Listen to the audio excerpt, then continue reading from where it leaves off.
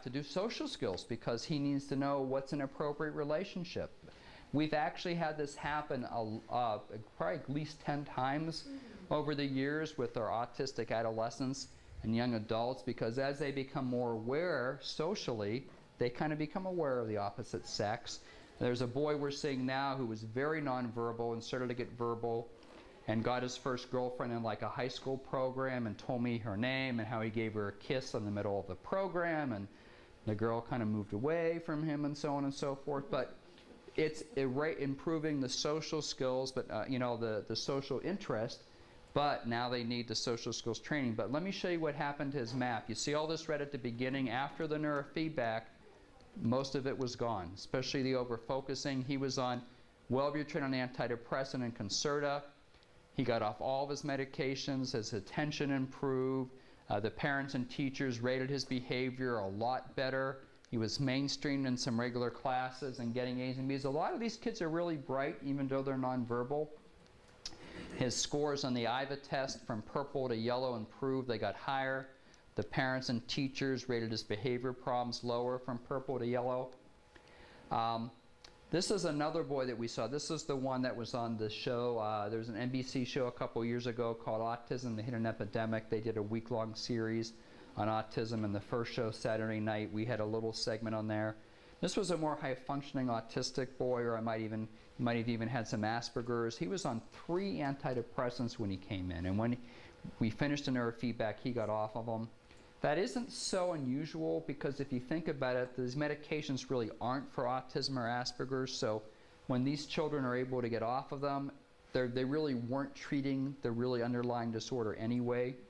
And his speeds improved, his scores improved, he was pretty high functioning, he was mainstream, his social skills improved.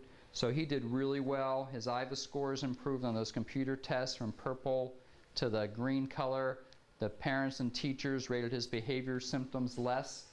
Now, neurofeedback is not a simple thing, but unfortunately there is no license to do it, although I'm on one of the boards of the National Biofeedback Society and we're looking into that now.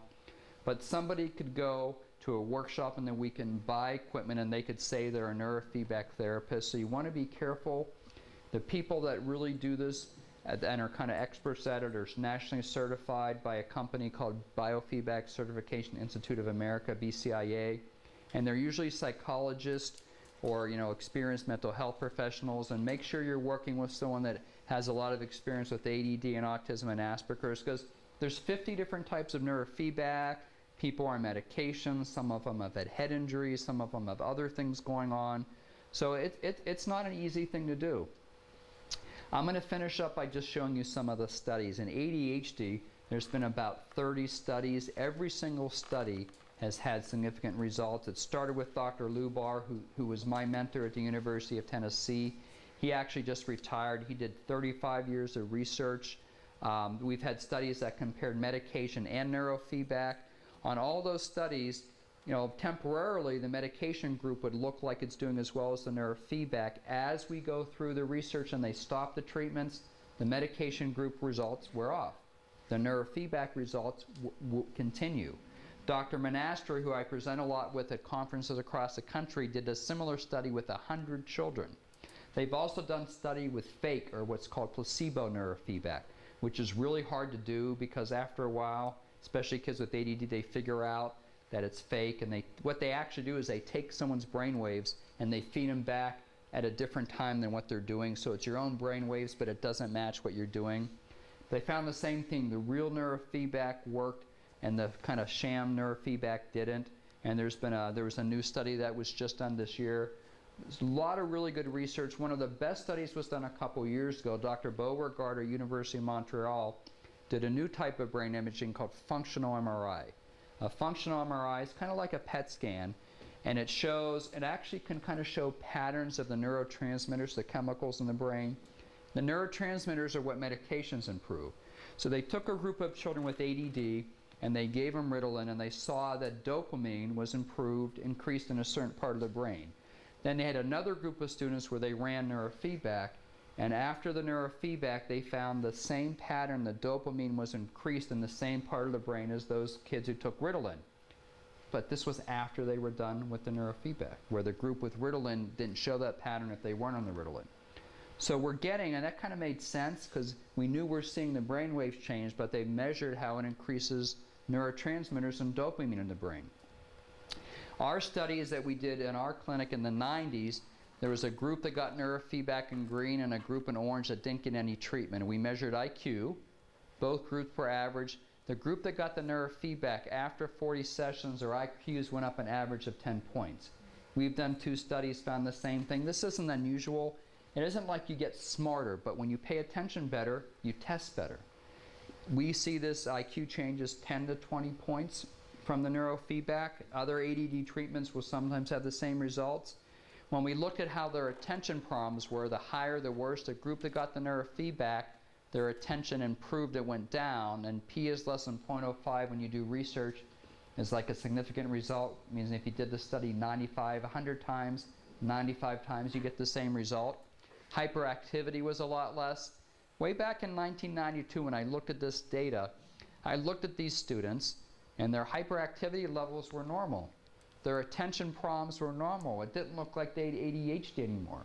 Their symptoms were resolved months after they stopped, and that's what our goal was. It looked like they didn't have ADD or they were on medication when they weren't. And this is when we started to offer the clinical services and open our second office in Irvine, and finally we opened a third office in North County. With autism, there's been about 14 studies. The best studies are the ones I listed. I'm going to go over 2 as we finish up. Dr. Jawarzitz did a really good study in New Jersey, and Dr. Coben, who I wrote the review article with, has done some good studies. I mentioned him with the social skills improvement. Dr. Jawarzitz is a new psychologist in New Jersey who has Asperger's, and she got interested because her 2 grandkids had autism. And she had such phenomenal results with her study that the biggest school district in New Jersey for a couple years was offering neurofeedback to all the kids in the school district. That was before budget cuts and all the other things. So her quote was, and these are for kids that were a little older, that ABA took years to produce results with some of these kids, and neurofeedback only took months. So she was very impressed with it. Applied behavior analysis is the treatment that they do with a lot of younger kids that have, with autism. Now, Dr. Coben did this study 2 years ago, and this was what I was telling you earlier. It's called the benefit to harm ratio. They study different treatments with autism, and this is based on Bernie Rimland's research from San Diego. What they do is they do different studies, and they say, okay, for every treatment, how many people get help versus how many people get side effects. So for students with autism who take a stimulant, 1 gets better for 1 that gets side effects. Not really that good.